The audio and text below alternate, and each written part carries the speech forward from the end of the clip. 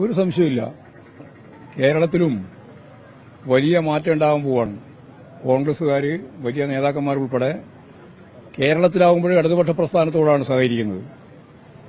മറ്റ് ഇന്ത്യൻ സംസ്ഥാനങ്ങളിൽ ഇപ്പോൾ അശോക് ചൗഹാൻ ഉൾപ്പെടെ BJPയുമായിട്ട് ബന്ധപ്പെട്ടിട്ടാണ് പോയത്. കോൺഗ്രസുകാരുടെ ഏറ്റവും പ്രമുഖ നേതാവാണ്, മഹാരാഷ്ട്രയിലെ മുഖ്യമന്ത്രിയൊക്കെയായിരുന്നു. കമൽനാഥ് ഇപ്പോൾ അതിന്റെ പടിവാദത്തിൽ ഇങ്ങനെ നിൽക്കുകയാണ്. അപ്പുറം പോകണോ ഇപ്പുറം പോകണോ എന്നുള്ള രീതിയിൽ നിൽക്കുകയാണ്. പക്ഷേ കേരളത്തിൽ ഇടതുപക്ഷ ജനാധിപത്യ മുന്നണിക്ക് വലിയ രീതിയിലുള്ള പിന്തുണയാണ് മതനിരപേക്ഷ ഉള്ളടക്കമുള്ള ജനങ്ങളിൽ നിന്നുണ്ടാകുന്നത്, അതിന്റെ നേതാക്കന്മാരിൽ നിന്നുണ്ടാകുന്നത്. അതുകൊണ്ടാണ് കോൺഗ്രസിന്റെയും BJPയുടെയും ഒക്കെ പ്രവർത്തകർ, നേതാക്കന്മാരുൾപ്പെടെ CPMവുമായിട്ട് സഹകരിച്ച് മുമ്പോട്ടേക്ക് പോകാൻ തീരുമാനിച്ച് ഇപ്പോൾ ഞങ്ങളോടൊപ്പം ചേർന്നിരിക്കുന്നത്. അവരെല്ലാം ഞാൻ ഈ പാർട്ടിയിലേക്ക് സ്വാഗതം ചെയ്യുകയാണ്. അതാണ് ഞങ്ങൾ ഇത്ര നേരം അവിടെ മേലെ ഇരുന്ന് അവരോട് സംസാരിച്ചു കഴിഞ്ഞു. ഇതൊരു വലിയ ആവേശകരമായ സ്ഥിതിയാണ്.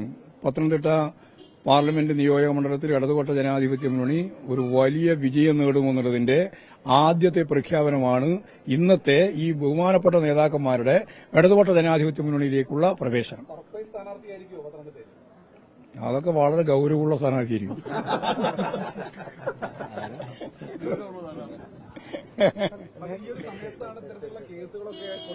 കേസൊന്നും ഞങ്ങൾക്ക് പ്രശ്നം. നിങ്ങൾ പലതും കൊണ്ടുവരും, അതൊന്നും ഞങ്ങൾ മറുപടി പറയാൻ പോകുന്നില്ല.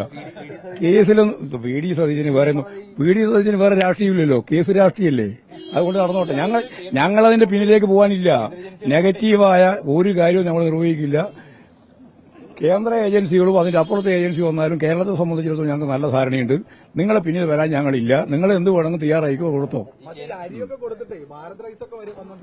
അത് പല റീസും വരും. അതിന്